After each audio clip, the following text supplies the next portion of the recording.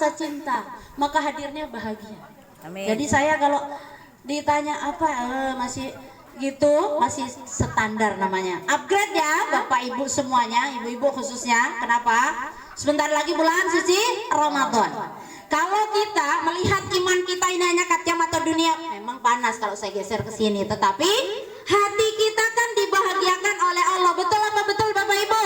Betul. Ya, tuh nggak boleh kalah dengan hal itu.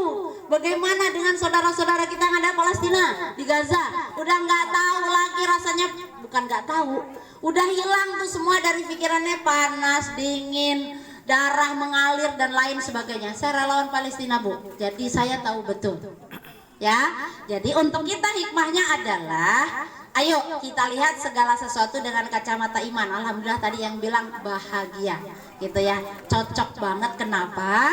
Karena kalau orang beriman hari-harinya melihat nikmat, tadi MC sampaikan, gitu kan, sepang bersyukur nikmatnya akan ditambah oleh Allah. Nah, kita bagian dari orang-orang yang pandai mensyukuri nikmat, insya Allah. Amin ya rabbal alamin. Jadi kalau kita lupa mensyukuri nikmat yang kecil, nikmat yang besarnya susah datangnya Bapak Ibu. Maka yang kecil disyukuri, jarinya masih 5 sebelah kiri, 5 sebelah kanan, alhamdulillah. Makan kue pastel masih nikmat, alhamdulillah. Udah makan kue kan Bu tadi Bu? Saya liatin udah sih tadi, saya lirik ke belakang ya.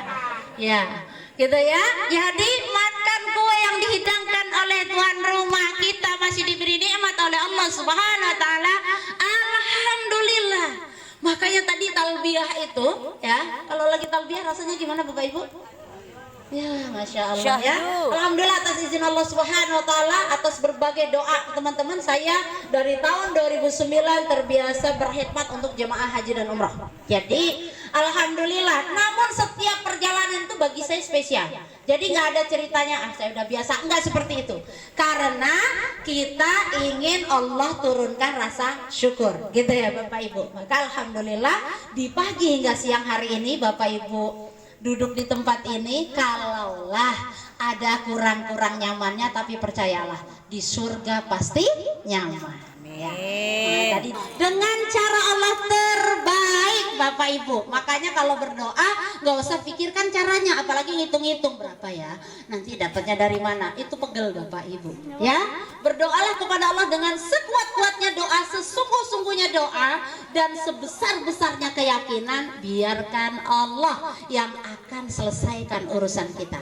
Itu yang saya hadapi di dalam kehidupan Bapak Ibu. Maka Bapak Ibu yang rahmati oleh Allah Subhanahu wa taala, bersyukur kita bisa talbiyah bareng hari ini dari pagi, zikir, tilawah, dengarkan sholawat. Teman-teman Marawis terima kasih juga, semua sudah bareng-bareng di sini mendoakan keluarga besar Bapak Wagina yang akan menaikkan ibadah umroh dan cucunya yang telah menyelesaikan studinya. Buat hal yang mengundang murkanya Allah, melainkan Allah pimpin pendengaran, penglihatan dan hati kita hingga hidup kita berjalan dari satu ketaatan kepada ketaatan lainnya. Amin ya rabbal alamin. Ya Bapak Ibu, kita hidup di penghujung zaman ya.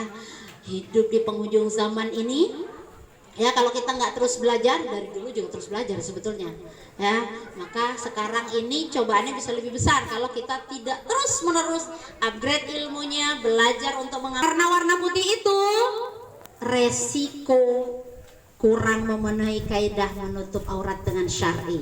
Maka buat ibu-ibu di Marawis dan kawan-kawan semuanya, karena nggak hanya tentang pergi umrah saja, kalau gunakan pakaian putih, lapisi dengan yang gelap di dalamnya. Karena apapun alasannya itu menerawang. Syarat pakaian syar'i adalah menutup aurat dengan sempurna, tidak menerawang, tidak membentuk tubuh dan lain sebagainya. Tuh ya, gitu. Jadi itu. Jadi buat ibu nanti yang menunaikan ibadah umroh, bajunya nggak usah disingkirkan, udah terlanjur dibeli ya kan? Jilbabnya yang lebar itu juga tinggal dilapisi saja dengan yang lebih kecil jilbabnya, yang penting warnanya gelap sehingga bentuk telinga, leher semuanya tidak terlihat ya, gitu. Supaya kaidah syar'inya terpenuhi. Karena kalau nggak menutup aurat dengan sempurna, khawatirnya ibadahnya juga tidak sempurna. Itu udah otomatis.